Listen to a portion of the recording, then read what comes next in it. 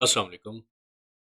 मैंने सोचा कि शायद अब नियर फ्यूचर में तो हमारा फिज़िकल क्लासेस लेना शायद पॉसिबल हो। हालात तो मुझे कुछ इसी तरफ नज़र आ रहे हैं। तो मोस्ट प्रोबेबली हमारी ऑनलाइन क्लासेस ही चलेंगी, तो मैंने सोचा कि आप लोगों के लिए एक तैयार कर देता हूँ वीडियो सीरीज़। वही क्लास लेक्चर्स जो कि मैं आपको पढ़ा रहा हूँ क्लास में, उन्हीं लेक्चर्स को मैं एक दफ़ा उनकी वीडियोज़ भी अपलोड कर देता हूँ यूट्यूब के ऊपर, ताकि आपको थोड़ा-सा आसानी हो उसको कॉल बैक करने में, ठीक है? अ, जो अब तक लेक्चर्स हो चुके हैं वो एक दफ़ा सीरीज़ में कर देता हूँ, और उसके बाद बाकी जो हैं वो हम जो ज़ूम पे क्लासेस ले रहे होंगे, उन्हीं को हम उन्हीं की रिकॉर्डिंग्स जो हैं हम लोग अपलोड कर दें। अच्छा, जल्दी से जो पिछले लेक्चर्स हैं तो हम एक दफ़ा रिवाइज़ कर लेते हैं। अ, डेटा स्ट्रक्चर्स एंड एल्गोरिदम्स, लेकिन उसमें मैं कोशिश करूँगा कि पहले जो ऐसे टॉपिक्स हों जो कि नॉन बोरिंग हों, जो कि बोर करने वाले ना हों, ताकि आपकी इंटरेस्ट मेंटेन हो सके। अ, हम लोग उनकी तरफ ज़्यादा ध्यान दें। ओके।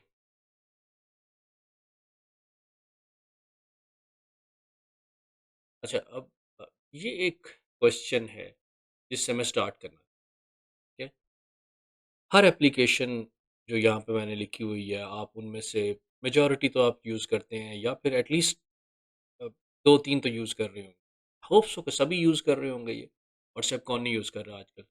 यूट्यूब कौन नहीं यूज़ कर रहा? अब इसी वीडियो को देखने के लिए भी यूट्यूब यूज़ कर रहे होंगे। इंस्टाग्राम, मेरा नहीं ख़्याल कि कोई यंग जनरेशन में, कोई मेरे स्टूडेंट्स में से कोई ऐसा होगा जो इंस्टाग्राम नहीं यूज़ कर रहा होगा, बहुत कम हो सकते हैं, मुजाहिदीन में से कुछ ऐसा हो सकता है। स्नैपचैट, मेरा नहीं ख्याल के, मैं खुद भी यूज़ कर रहा हूँ।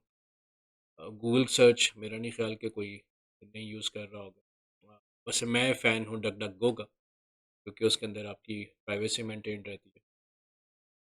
ट्रैकिंग नहीं होती उसके अंदर। तो मैं जो सर्चिंग के लिए जो मैं इंजन यूज़ करता हूँ वो डक डक गो है।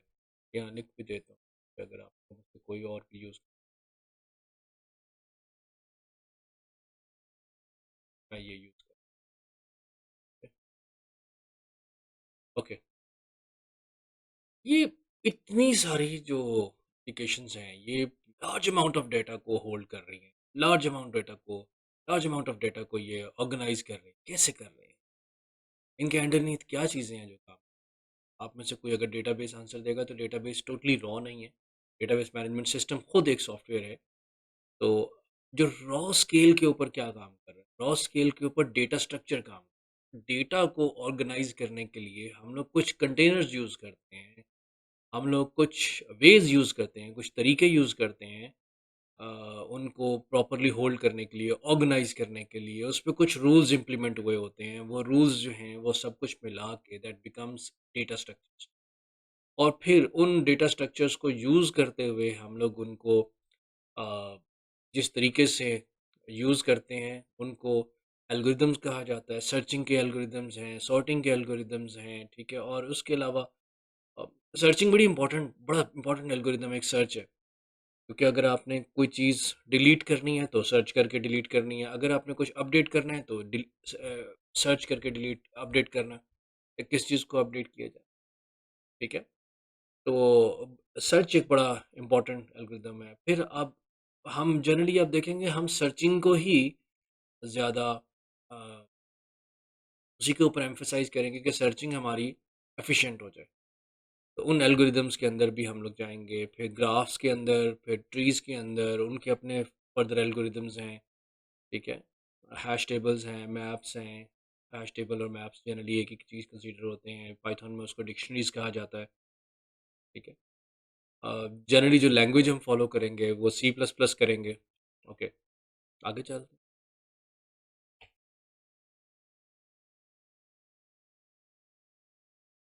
ओके, अब यहाँ पे इस स्लाइड के अंदर वो बहुत इंपॉर्टेंट स्लाइड नहीं है। डेटा वर्सेस डेटा स्ट्रक्चर को डिस्क्राइब किया हुआ है। डेटा टोटली रॉ इन्फॉर्मेशन है।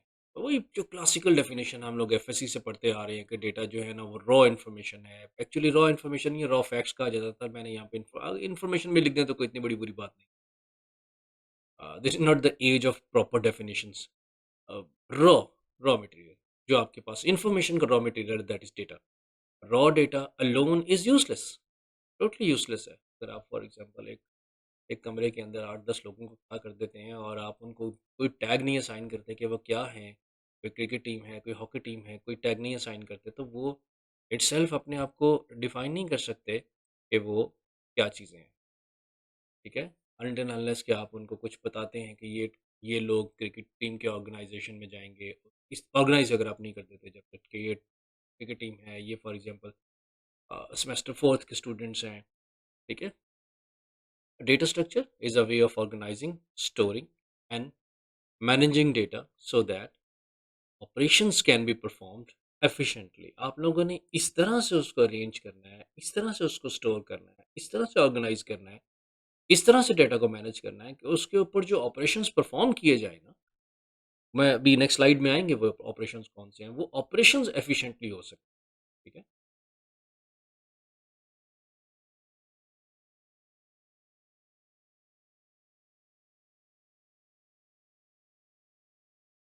अच्छा, अ, अब ये डेटा स्ट्रक्चर की फिर एक छोटी सी डेफिनेशन दी हुई है। Data structure is a container with rules about how data is stored. ये पहले लास्ट स्लाइड में हम लोगों ने इसको ये आई थिंक रिपीट हुआ है।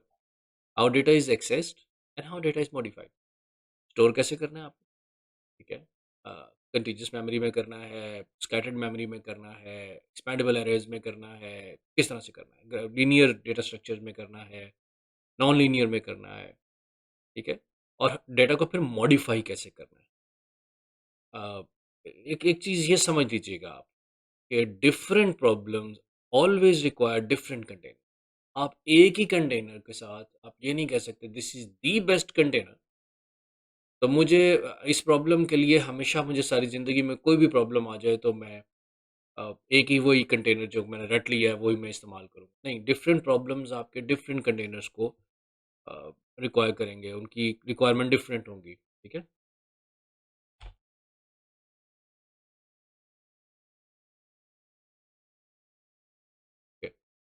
आई डोंट नो क्यों ऐसा हो रहा है कि मेरा यहाँ पे पेज डाउन और जो स्क्रॉल है वो नेक्स्ट स्लाइड पे जाने के बजाय मुझे वो एक दूसरे फॉर्मेट में दिखाता है, फिर मैं वहाँ से क्लिक करता हूँ। आई गेस कि मैं अगली अगली वीडियो के अंदर इसको रिजॉल्व कर पाऊँगा। मैं रोकना नहीं चाह रहा, एक वन गो के अंदर ये वीडियो बनाना चाह रहा हूँ। अब हम लोग इस क्वेश्चन को आंसर करेंगे कि वाई डेटा स्ट्रक्चर।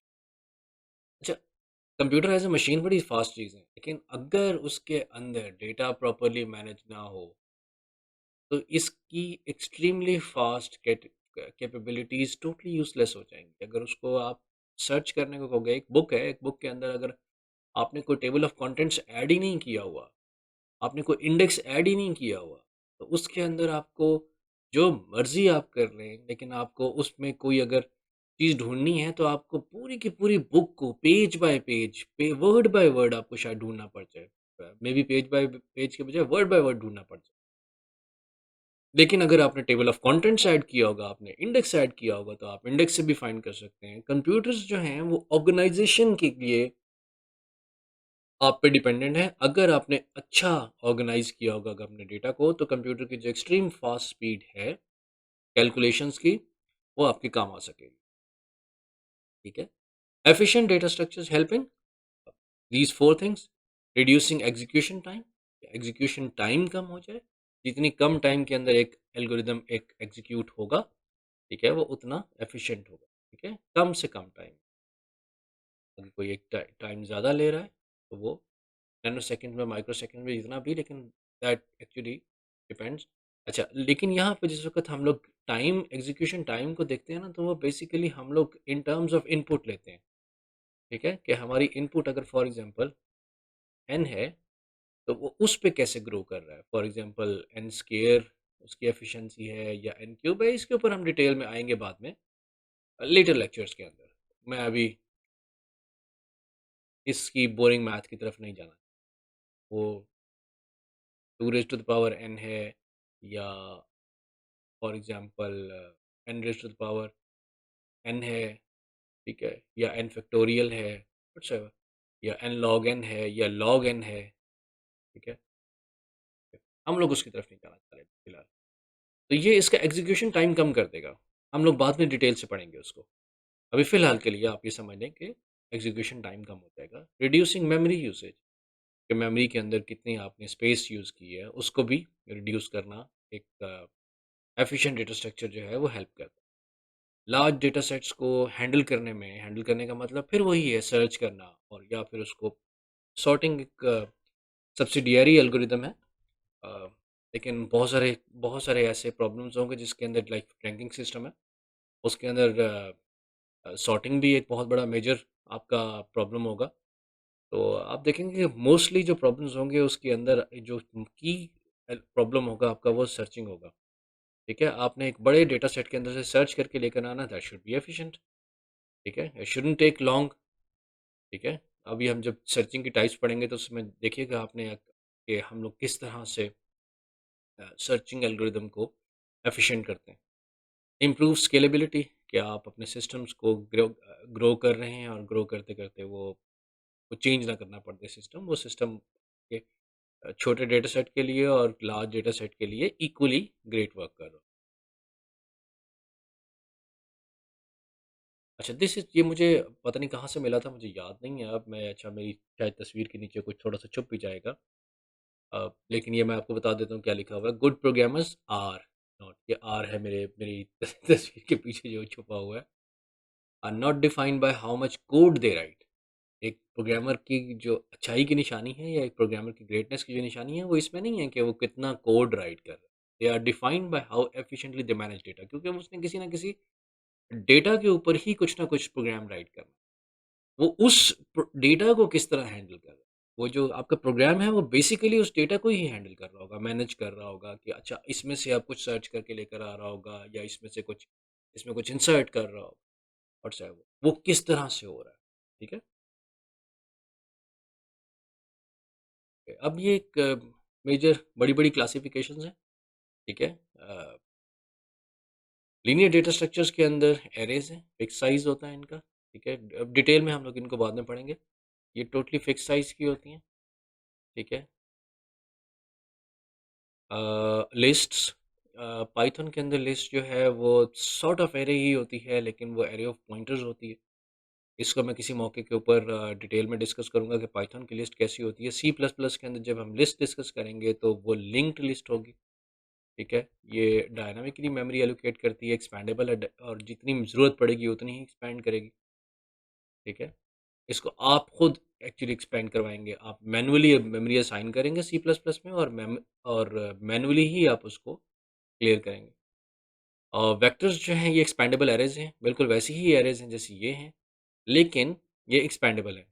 और एक्सपेंडेबल करने के लिए क्या करते हैं कि आपकी एक अगर एरे फॉर एग्जांपल 4 साइज़ की है, ठीक है, तो अगर इसमें फिफ्थ नंबर नंबर एक्सपेंड करने की ज़रूरत है, आप पुश बैक करते हैं और वो एंड के ऊपर इसके फंक्शन है वेक्टर्स का। अगर आप स्टैंडर्ड वेक्टर्स यूज़ कर रहे हैं तो इसके अंदर एक फंक्शन मौजूद है पुश बैक का। अगर आप ऐड करते हैं और वहाँ पे स्पेस नहीं होती, कैपेसिटी इसकी कैपेसिटी से ग्रो कर जाता है, तो ये क्या करता है कि एक और डबल साइज़ की एक और एरे क्रिएट करता है। 1 2 3 4 5 6 7। ओके, इसको यहाँ पे कॉपी करेगा, इसको यहाँ पे और इसको यहाँ पे, और न्यू मेंबर को यहाँ पे शिफ्ट करेगा और फिर इसके बाद इसको डिस्ट्रॉय कर देगा। ठीक है, ये डिस्ट्रॉय हो जाएगी। अब आपके पास जो न्यू एरे है वो ये वाली है, this one. Okay, D Q है। डी क्यू को मैंने एक वीडियो में अभी डिटेल से डिस्कस भी किया हुआ है। ठीक है, डबल एंडेड क्यू। एक और पिछली वीडियो जो इससे पिछली वीडियो है उसके अंदर मैंने डी क्यू को ज़रा डिटेल से डिस्कस किया हुआ है कि डी डी क्यू के अंदर ये भी बेसिकली एरेज हैं। ये बिल्कुल इसमें जो एरे ऑफ पॉइंटर्स है वो बिल्कुल वैसी ही है जैसे लिस्ट के अंदर मेंटेन होती है। लेकिन लिस्ट के अंदर आप डिफरेंट टाइप्स की भी ले सकते हैं। यहाँ पे सी प्लस प्लस ने आपको ये फैसिलिटी नहीं दी अभी तक। तो डी क्यू में भी चंक्स ऑफ एरेज होंगी और उनको एक एक पॉइंटर होल्ड कर रहा होगा, और वो centre centre of the array में जनरली पॉइंटर वन होगा, और फिर उसके बाद लेफ्ट या राइट उसके पॉइंटर्स कॉपी होंगे। ठीक है, पॉइंटर्स की वो जब और फिर मज़े की बात यह है कि अगर उसमें स्पेस ख़त्म हो जाती है उसमें पॉइंटर्स होल्ड करने की, तो वो फिर और ग्रो कर जाता है जस्ट लाइक वेक्टर्स। ठीक है, इसी तरह नॉन लीनियर डेटा स्ट्रक्चर्स हैं, ग्राफ्स हैं, ट्रीज़ हैं। ट्रीज स्पेशल टाइप के ग्राफ्स ही होते हैं, इसके अंदर लूप नहीं होते। कुछ इस तरह का, जैसे ये मैंने अभी आपको ये जो बैकग्राउंड में नज़र आ रहा है ना, कुछ इस तरह का स्ट्रक्चर होता है, ये ट्रीज़ का स्ट्रक्चर है, ठीक है? सॉरी, ये ग्राफ का स्ट्रक्चर है, क्योंकि ये देखें इसमें लूप मौजूद है, ये देखें, इसमें ये लूप मौजूद है। ट्री के अंदर अगर आप इनमें से कोई एक लूप ख़त्म कर देते हैं, कोई एक कनेक्शन ख़त्म कर देते हैं, एज ख़त्म कर देते हैं, तो ये ट्री बन जाएगा। ये लाइक दिस वन, इसके अंदर आप देखें कोई भी, ये वाला, इसके अंदर किसी किस्म का कोई नहीं है, ठीक है? अगर ये कुछ सब ट्री होता ये, ठीक है? तो ये भी हम डिटेल में पढ़ेंगे इंशाल्लाह। उसके बाद ये ऑपरेशंस हैं जो कि हम जनरली परफॉर्म कर रहे होते हैं। इंसर्ट, इसको जनरली पुश भी कहा जाता है। फिर इसकी दो टाइप्स हैं, पुश फ्रंट है, पुश बैक है, उसको भी हम डिटेल से पढ़ेंगे इंशाल्लाह। डिलीट है, उसमें भी अगर पुश फ्रंट, और तो थोड़ा सा उसका इंट्रोडक्शन मैं करवा देता हूँ कि अगर फॉर एग्जांपल आपका ये वेक्टर है ना, या ये एक लिस्ट है, या ये एक डी क्यू है, तो अगर आप पुश फ्रंट कर रहे हो तो बेसिकली यहाँ पे आप एक ऐड करना चाह रहे हो, और अगर वेक्टर होगा तो वो यहाँ पे इस जगह पे ऐड करेगा, बाकी सारे राइट शिफ्ट कर देंगे। अगर आप पुश बैक करना चाह रहे हो तो वो यहाँ पे ऐड, ये बैक है, ये फ्रंट, ओके। डिलीट, इसी तरह डिलीट में भी मल्टीपल ऑप्शंस हैं, पॉप फ्रंट भी हैं, पॉप बैक भी है, ठीक है? कुछ सिर्फ पॉप एट द बैक करेंगे, और कुछ सिर्फ पॉप फ्रंट करेंगे, लेकिन जनरली डिलीट ऑप्शन को वो पॉप भी कह दिया जाता है। सर्च है कि अगर आप उसमें कुछ सर्च करना चाह रहे हैं, लेकिन जनरली अगर आप स्टैक और क्यूज यूज़ कर रहे हैं तो उसके अंदर सर्च एक सिर्फ स्पेसिफिक इंडेक्स के ऊपर किया जा सकता है, या स्पेसिफिक पॉइंटर के ऊपर किया जा सकता है। लाइक स्टैक में सिर्फ टॉप पोजीशन भी किया जा सकता है, क्यू में सिर्फ फ्रंट के ऊपर किया जा सकता है। रिवर्स है, लेकिन ये हम डिटेल से पढ़ेंगे, आप परेशान ना हो। रिवर्स है तो उसमें हम लोग हर एलिमेंट को देखना चाह रहे होते हैं कि एक लिस्ट में, या एक एरे में, या एक वेक्टर के अंदर कितने एलिमेंट्स मौजूद हैं। अपडेट है कि अगर आपने उसके किसी एक एलिमेंट को चेंज करना है, मॉडिफाई करना है, ठीक है? इंसर्ट एट द मिडल भी हो सकता है, इंसर्ट एट, ये इसके लिए भी। लेकिन जनरली जो कंटेनर्स हैं, स्टैंडर्ड कंटेनर्स हैं, उनके अंदर एस टी एल की हैं, उनके अंदर पुश फ्रंट या पुश बैक ही है, मिडिल के अंदर आपको खुद बिहेवियर डिफाइन करना पड़ेगा। उसमें जनरली इंसर्ट ऑपरेशन है आपके पास, ठीक है? और अ, वो आप यूज़ करेंगे तो वो मैं डिटेल में आपको बताऊंगा। एस टी एल, इस एस टी एल पे जब हम पहुंचेंगे तो हम लोग इंशाल्लाह उसको डिटेल में डिस्कस करेंगे। अच्छा, ये वो एफिशिएंसी है जिसको जब हम मेजर करेंगे ना, तो ये दो टाइप की एफिशिएंसी है, time complexity and space complexity. The operations we just discuss determine how useful and efficient the structure is. Efficiency is measured in two ways, time complexity कि वो उसकी growth time with respect to time कैसी हो रही है, तो उसकी input के पर्सपेक्टिव से, कि अगर उसकी इनपुट n है तो वो कितनी दफ़ा ऑपरेशंस परफॉर्म कर रहा है, n टाइम्स कर रहा है, लॉग n टाइम्स कर रहा है, या फिर एन स्क्वायर टाइम यानी उसका डबल टाइम कर रहा है, और ये लिटिल बिट लेस एफिशिएंट होगा इसकी निस्बत। क्योंकि अगर एक ये इनपुट, अगर किसी एक कंटेनर की इनपुट 1000 है और उसके ऑपरेशंस जो हैं उसके ऊपर 1000 परफॉर्म हो रहे हैं, तो जब एन स्क्वायर होगा तो वो 1000 के ऊपर 1000 स्क्वायर, दैट मीन्स कि वो अ, कितना बन जाता है, 10 लाख, 1 मिलियन। 1000 अगर आपकी इनपुट है तो ऑपरेशन उसके ऊपर 1 मिलियन हो रहे होंगे, ठीक है? स्पेस कॉम्प्लेक्सिटी के उसके अंदर टोटल कितनी स्पेस यूज़ हो रही है, ठीक है? कितने वेरिएबल्स उसके अंदर यूज़ हो रहे हैं, विल स्टडी देम लेटर।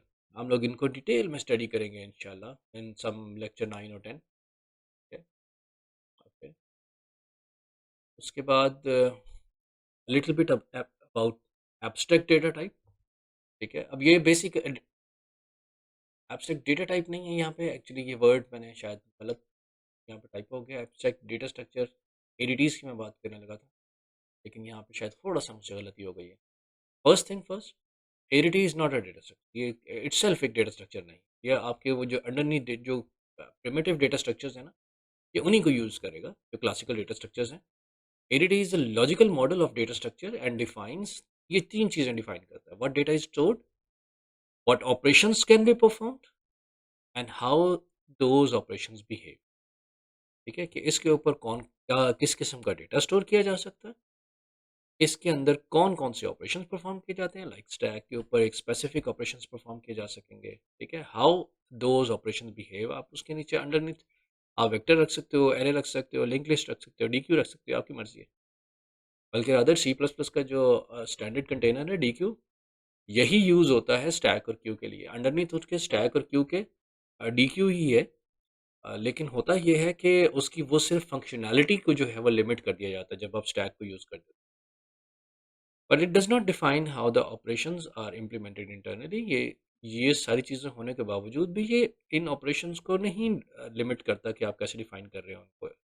होने चाहिए, ठीक है, कैसे? नीचे उसके अंडरनीथ डेटा स्ट्रक्चर क्या यूज़ करते हो? No one minds.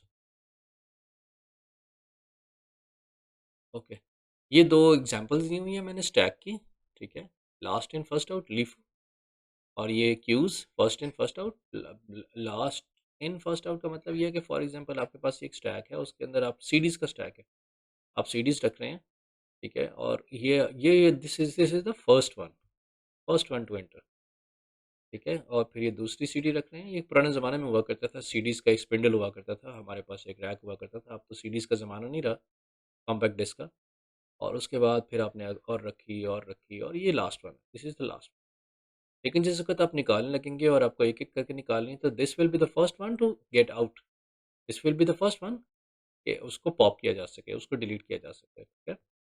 तो इस तक पहुँचने के लिए आपको ये सारी की सारी डिस्क पहले निकालनी पड़ेंगी, पॉप करनी पड़ेंगी, all of them should be pop. और इस जगह को जहाँ पे आप इस वक़्त मौजूद हैं, इसको टॉप पोज़ीशन कहा जाता है, ये स्टैक।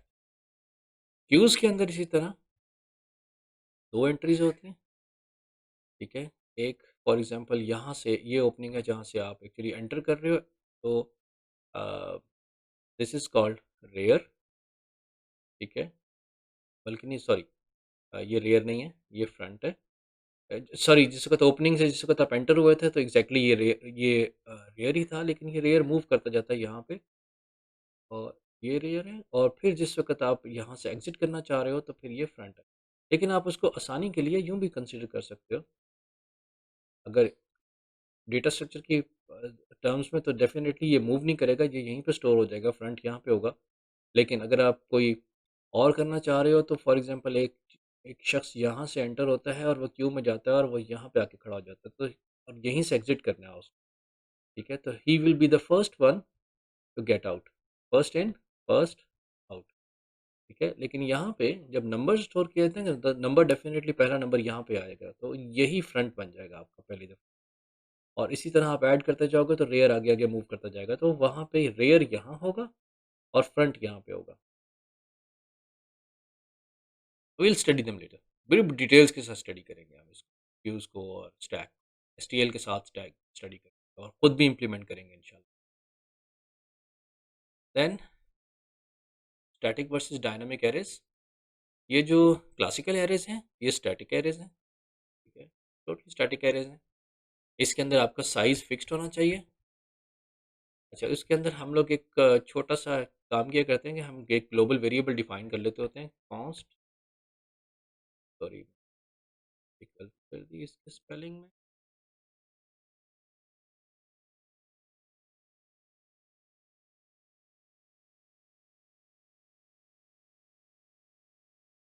कांस्टेंट एक्सप्रेशन डिक्लेयर करते हैं हम,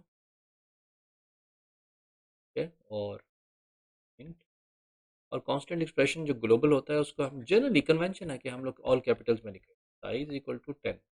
इसका फ़ायदा क्या होगा, यहाँ पे मैंने वो डेलीमीटर लगा दिया, वो मेरी तस्वीर के पीछे है। अच्छा, इसका फ़ायदा क्या होता है? इसका फ़ायदा ये होता है कि प्रोग्राम में कहीं भी अगर आपको इसका साइज़ चेंज करना है ना, 10 से 20 करना है या 50 करना है, तो आप सिर्फ ऊपर आके ग्लोबल स्पेस के अंदर इस साइज़ की वैल्यू चेंज कर देंगे, और ये constant expression at the compile time ही ये इवैल्यूएट हो जाएगा। रिवैल्यूएट होके जहाँ-जहाँ साइज़ लिखा होगा उसकी जगह पे 10 रिप्लेस हो जाएगा, ठीक है? तो एरेज़ को साइज़ फिक्स करने के लिए कंपाइल टाइम के ऊपर साइज़ का नंबर पता होना चाहिए, ये बता देगा। और अब अगर आप नहीं यूज़ करेंगे, तो अगर आपने 10 या 5 यूज़ किया होगा, तो जहाँ-जहाँ पे आपने 10 यूज़ किया, वहाँ हर जगह पे आपको 20 या 15 जो भी आप एक्सपैंड करना चाह रहे हो वो करना पड़ेगा। इस तरह सिर्फ़ आपको एक जगह करना पड़ेगा, और हर जगह पे साइज़ की वैल्यू डेफ़िनिटली कंपाइल टाइम के ऊपर डिफरेंट है। देन कम्स वेक्टर, ये एक्सपैंडिंग एरेज़ हैं। मैंने आपको थोड़ा-सा पहले भी स्टार्ट में बताया था कि ये कैसे एक्सपैंड करते हैं। Then comes the link list के अंदर दो पोर्शंस होते हैं, एक में आप डेटा स्टोर करते हैं और एक में इससे नेक्स्ट नोड का या इससे प्रीवियस नोड का। अगर तो सिंगली लिंक लिस्ट है तो वो इससे नेक्स्ट नोड का सिर्फ एड्रेस होल्ड कर रही होगी कि आगे मैंने कहाँ जाना है और फिर आगे कहाँ जाना है, सो ऑन। या इससे पिछली का इन्फॉर्मेशन होगी अगर हेड मूव कर रहा है आगे तो। और डब्ली लिंक लिस्ट होगी तो उसके अंदर दो लिंक्स होंगे, प्रीवियस का भी और नेक्स्ट का भी। इसी तरह यहाँ पे भी प्रीवियस का भी नेक्स्ट का भी।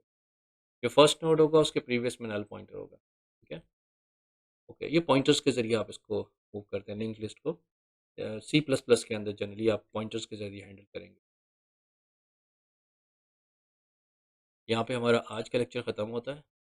आई गेस सो कि आप लोगों के क्वेश्चंस कम होंगे क्योंकि ये लेक्चर आपने पहले भी फिजिकली लिया हुआ है।